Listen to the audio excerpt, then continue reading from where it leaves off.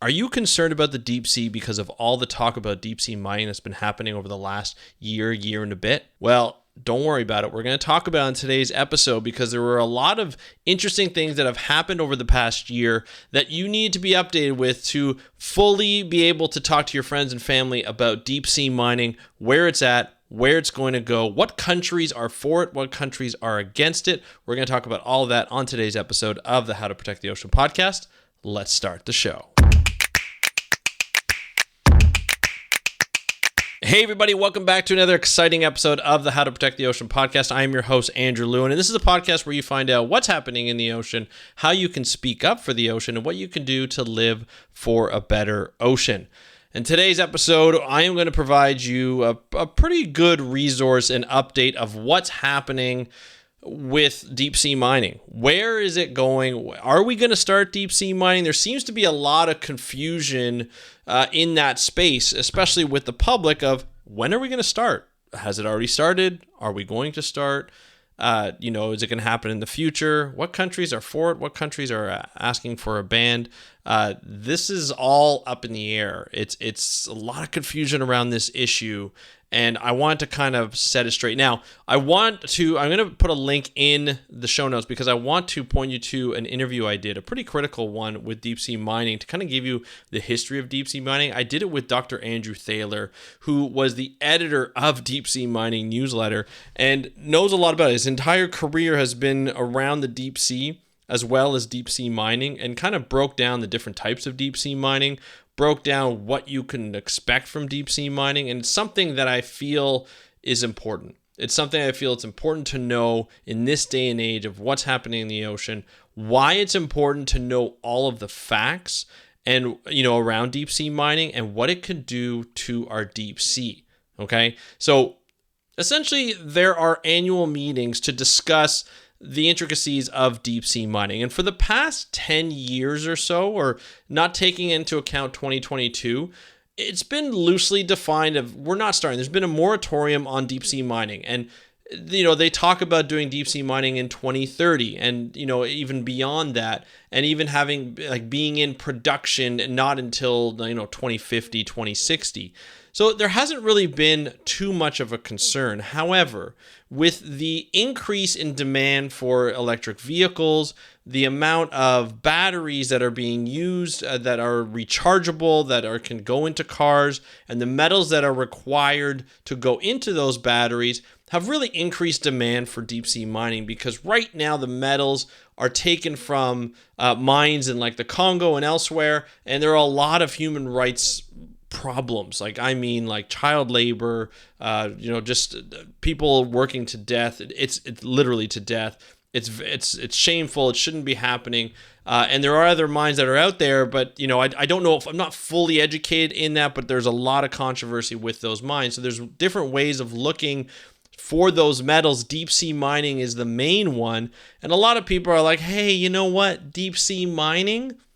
That's not that bad. We could do that and probably not worry about disrupting anybody's career, disrupting anybody's health, disrupting anybody, and working them literally to the bone, or worrying about human rights and this and that.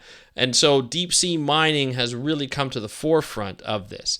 There is an annual meeting every year in Jamaica. I know I said annual meeting every year. I understand that. I get it now. But it happens every year in Kingston, Jamaica. And up until 2022, it pretty going through the formalities, maybe inching a little closer. There was some concern in the back of our minds as scientists that this was going to happen soon, or people were starting to move towards it. And I remember, doing a couple of interviews with Dr. Diva Aman, who's a deep sea scientist. You've seen her a lot on National Geographic. I talked a lot to Dr. Andrew Lewin, both friends of mine, great people, great scientists, and talking about biodiversity. Had Conservation International on, talking about, the biodiversity within the deep sea and how important that is to maintain, and why people shouldn't be mining in these areas, because it could really disrupt sort of the systems and processes that we don't fully understand yet, because the deep sea is just as unexplored as space in some places. And it's a real concern that we don't know enough about how the processes work, what we could be interrupting, and what we should and should not interrupt, what we can get away with interrupting and what we can't get away with interrupting. there are a lot of concerns. But with climate change kind of coming to the forefront, with EVs coming to the forefront and being more in demand, the amount of metals for these batteries are becoming more important. Now, I should put in a caveat here. The batteries are getting better and better in terms they don't need as many metals. So that's a good thing, right? They still need metals, but it's a good thing. The battery life, the quality of the batteries are getting better. They will get better in the future as they continue to sort of experiment and try new things, and I think that's a good thing. But the thing is deep sea mining is still a major concern. And in 2022, we started to see things change. And here's how they changed. I did cover this last year, but I want to kind of give you a brief review. Essentially, what happened was at the meetings, the way the meetings were done in 2021 and before that, it was done in one large building. It was like one huge conference room. And there were the ISA members on the committee, so the International Seabed Authority members on the committee, and it was represented by different countries. Then all the different delegates from the different countries that were involved were also there. And then the scientists and nonprofit organizations and the people who had expertise in deep sea mining, engineers, conservationists, all like business people who knew the ins and outs of the business, knew the ins and outs of the science, what it could disrupt, what it wouldn't disrupt, were all there in one meeting. So if a delegate needed to get information, say from, Dr. Diva Aman, they can just walk down the way and they could see Dr. Diva Aman or Dr. Andrew Thaler, or they can go to a journalist and kind of give sort of the skinny on what's happening in that meeting. And so it was all, very friendly and very cordial, and everybody was helping everybody. And so we got a lot of information exchange. However, in 2022, things changed a bit. And we don't know if it's necessarily on purpose or not on purpose, but the same building that they've been using in the past it wasn't able to be used anymore. So a smaller building was used where the room was not as big where they all met. So what happened is that the scientists and the sort of quote unquote observers, so the NGOs, probably the engineers, some of the business people and things like that, were put into a different room and had a live feed in front of them that would go out, every once in a while. And it also went out when they started talking about regulations, when the committee started talking about regulations, but they didn't have as easy of access both directions. The delegates didn't have as easy an access, and the observers didn't have as easy an access to each other. And so it made it more difficult to communicate and to find out, like for the observers sometimes when the feed went out, to find out what was happening. And was the feed going out on purpose? Was it not going out on purpose? There's a lot of concern going on there, and people like Diva, people like and other scientists and observers and organizations were very concerned by the lack of communication, by the lack of inclusivity within that area in terms of including the observers within the talks. So after last year, there was a big concern that at this year's meetings, the one that just happened in July 2023 in Kingston, Jamaica, that there were still going to be problems, that essentially they were going to be talking about let's regulate and let's put forth some projects for deep sea mining. So after 2023 meeting, there was a big confidence in groups, companies, that deep sea mining companies, that they were going to be able to mine after this meeting. That's what the big concern. Scientists were kind of freaking out. There was more press about it. Deep sea scientists and conservationists and conservation organizations and science organizations was like, we don't know enough about the ocean and the deep sea ocean to do this. We are very concerned that you're going to continue to go on because it's very profitable. And it can happen very quickly. And so we are very concerned about what's going on. Okay, now what? Where do we go from here? This meeting comes in and it didn't happen that way, right? It didn't happen that way. It was a meeting that was taken up by a lot, and I covered this in a TikTok episode that I did, but it was covered up on two major proposals, which were essentially proposals that were more internal and more administrative than anything else. So the first proposal was, hey, the ISA committee, the International Seabed Authority Committee, needs to put forth a legislation or a policy that says, hey, we need to review ourselves every 5 years at least, say, every once in a while, because we haven't done a review in a while. We used to do a review proactively, but we haven't done a review in a while. So some countries put together that proposal and says we need to do a review to make sure that everything is working properly, that the rules are being followed, that the committee has abided by for a long time and has proposed and voted on, and we need to make sure that the countries are getting the proper say and inclusivity and all that kind of stuff. So they're reviewing a bunch of administrations. That was a big proposal. The second proposal by some island groups, by some countries, so France, Vanuatu, and Palau, essentially said, we need to make sure that we're protecting the environment, that there are clauses within the committee to say one of our main priorities is to preserve biodiversity and to preserve the deep sea, the environment in general. Because if we don't protect that, and that's not in our policy, which I can't believe it was never in the policy, but if that's not in our policy, then we cannot make decisions that will be based in protecting the ocean because it's not as a policy. So somebody who wants to make the decisions, if they want to be really petty and be like, hey, we need to get deep sea mining going, they can just go ahead and do it. And because it's not a policy, they can just cite, hey, you know what? We never put it in there that we were going to protect the environment, and we need this right now. The last time I talked to Dr. Andrew Thaler, his concern and his right is that the people that are involved, like the companies and everything, do feel that we are at a point right now in climate change. If you look around, you're looking at hottest temperatures ever in the ocean. We're looking at wildfires, droughts. We're looking at floods. We're looking at crazy typhoons and a very unpredictable hurricane season in the Northeast. There's a lot of concern with climate change, and people are at the point that they're saying that if we don't do deep sea mining, if we don't make sure that we have those metals for those batteries for the electrical vehicles, we are going to ruin the environment further. If people want something to be done, we are here to move quickly. We're private entities and we can move quickly. We just need to be able to do that.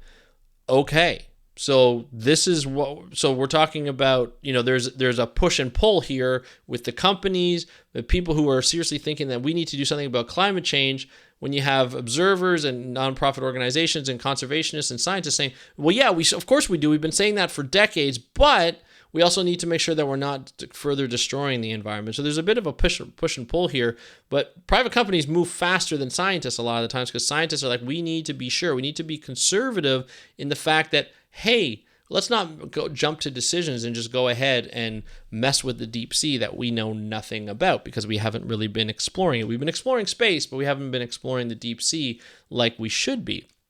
So there's definitely a push and pull when it comes to looking at the deep sea and deep sea mining. Okay, so now we're up to this year and what's happened. So one of the proposals got accepted was that was to review the actual proposal. Okay, was to review like, hey, let's review the ISA, right? We need to review the ISA every once in a while. We'll agree to that. China was not happy about those two proposals. They want to get started on the regulation and start to get mining, but they said, okay, we'll agree to that. When they did not, the committee did not agree to the second proposal about the actual protecting the environment. For a good reason, I'm sure, in terms of profits and being able to start right away. Because a lot of the times companies see this as just slowing down the process. Those are one of the trigger words that they use when you start talking about the environment. It's like, we need to move on this quickly. In other words, we need to make our money, but we also need to help out the environment in their terms, by making sure that these metals are put in. However, they don't care necessarily about the environment. They just see it as slowing it down, right? Slowing the process down of getting their money and getting active. They want to get started. I get that, but we have to be careful. We all as a planet have to be careful. So there's more information coming out from Manga Bay News, and I did get a lot of this information before from mangabaynews.com. If you don't know Manga Bay News, a great source for international ocean and environment in general, talks about forests and stuff. The all of that in this commit, like all this information around the oceans. They do original work, great work. Their authors are fantastic. I'm not getting sponsored by them, but it's something that I think is very important to be able to get some good news. So if you want to read some good news, they also have a podcast called Manga Bay News. Check it out. All right. Just to kind of continue on here now, a new article on Manga Bay News talks about what France is doing. So there was an interview with the French Secretary of the Sea, and his name is Hervé Berville. And he has come out and he went to the meetings, and he's been on, and France is on the ISA Council. They're going to be on the ISA Council in 24, 25, and 2026. And he said, look, him and the President Macron, feel that they need, France needs to ban, or is calling for an international ban on deep sea mining. And you're probably wondering, well, why are they just worried about an international ban? Why don't they ban it also in their national waters, their exclusive economic zones? And they've actually gone through and they've already banned deep sea mining within their national waters. And of course, their national waters includes not only around France, but also their territories, which a lot is in the South Pacific. And some of these places are places that would be prime areas for mining. So that's something that's really important.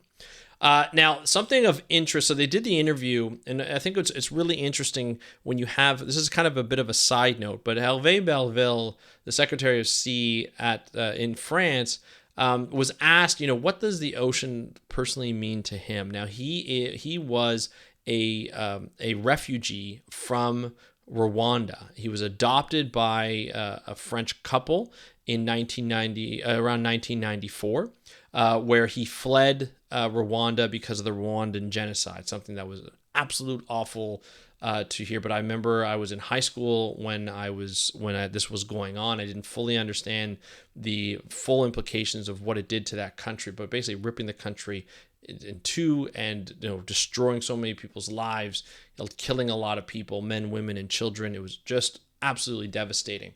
He was adopted by a French family. And growing up in there, he thought that, hey, you know what? I was, living in Rwanda. He was landlocked. When he was moved out of the country to flee the country, he was moved to an area where it was a place in Brittany where when he was 4. He was adopted when he was 4, and he saw the sea for the first time because it was a coastal area.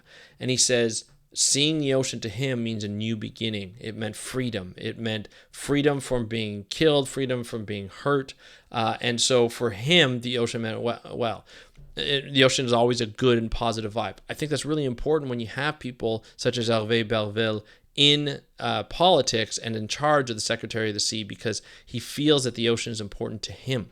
And it must be important to a lot of other people, a lot of people who live in France, a lot of people around the world. And so he has a mission to be able to protect that ocean that, basically he attributes and associates with his freedom from being hurt and new beginnings. And I think that's a really interesting thing when we talk about people and politicians, and in politics, when they go into politics, their backgrounds and how important those original stories are, those pivotal stories are. And so there's an interview here on MongoDB News, which I'm not going to go over the entire one. Essentially but you can read it, and I'll put it in the link in the show notes, but essentially it goes through why it's important for France to continue to protect not only the deep sea, but the biodiversity in the deep sea. And he just goes on and saying, if we mess with this without knowing things, without knowing what's happening in the deep sea, without understanding the deep sea, without exploring the deep sea, then we are basically playing with dynamite. And so he wants to put on he doesn't want to necessarily just put on a ban. He wants a more cautionary approach. He wants to stall it and delay it and do more information. And then over the next 2 years, which was the end of this meeting's result, was saying we're going to wait 2 years before we put any kind of regulations or decide any kind of regulations. And during that time, even though they didn't vote on the proposal to protect the environment, they are essentially going to be helping to protect the environment by finding out more information in the next 2 years. Will we find out everything we need to know of the deep sea in the next 2 years? Absolutely not. We will find out more about the deep sea that could provide us with more information. Now, one interesting information on deep sea mining and how it's going to affect the deep sea. One thing that's interesting that Belleville mentioned in the interview is that they've seen evidence of deep sea mining hurting the environment. And so having that hurting the environment is enough evidence for them to say we are not going to put in deep sea mining in our own national waters, because it could provide, like we've seen the evidence. Until that evidence says otherwise, we are going to continue on with this cautionary approach and ban all deep sea mining within French waters and national waters. Now, other countries have taken a similar approach. Canada is one of them. I don't think the US is one of them.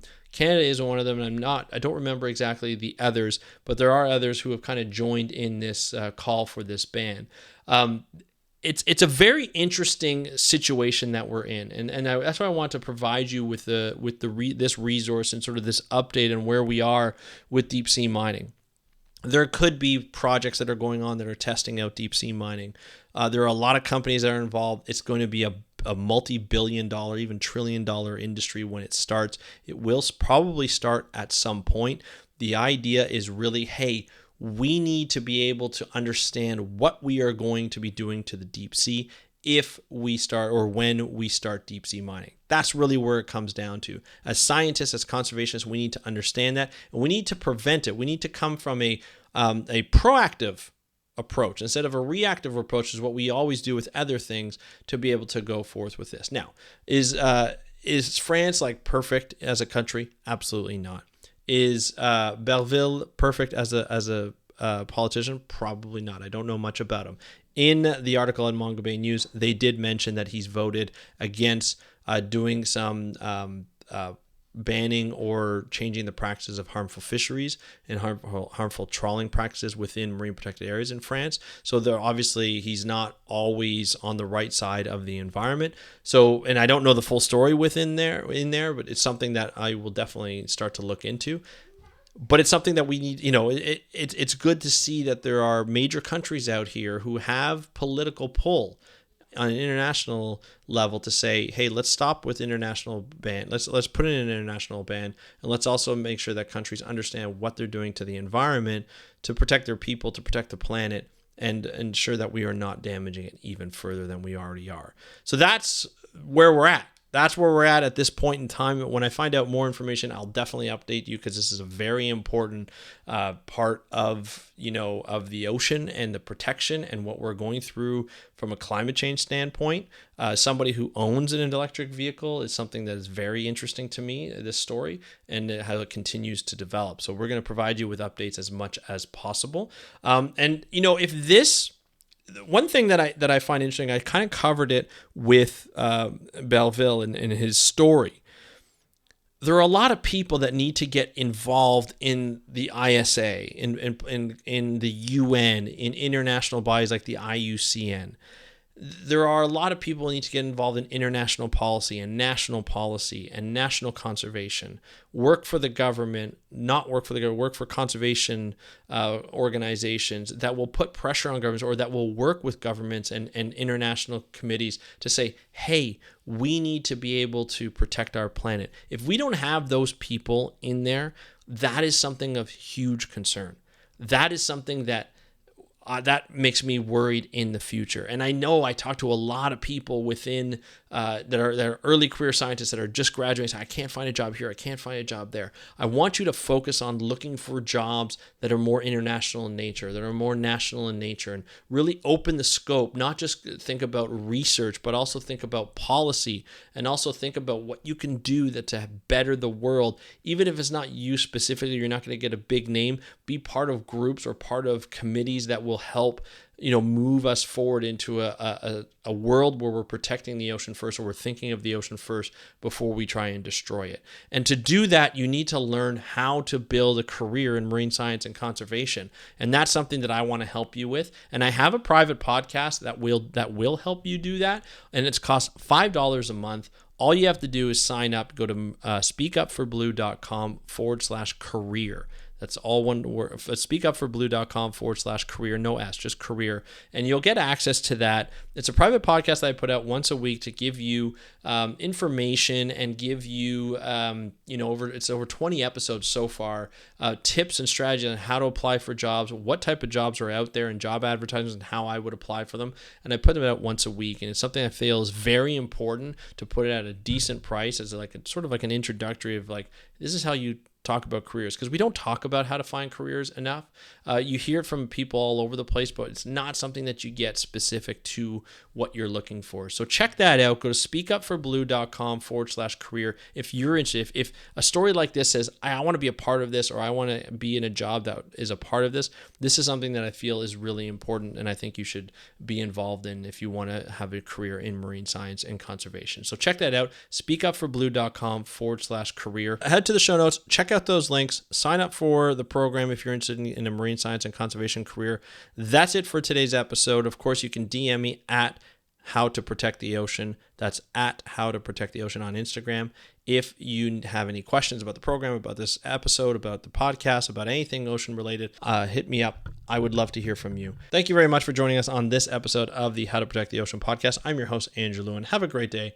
We'll talk to you next time, and happy conservation.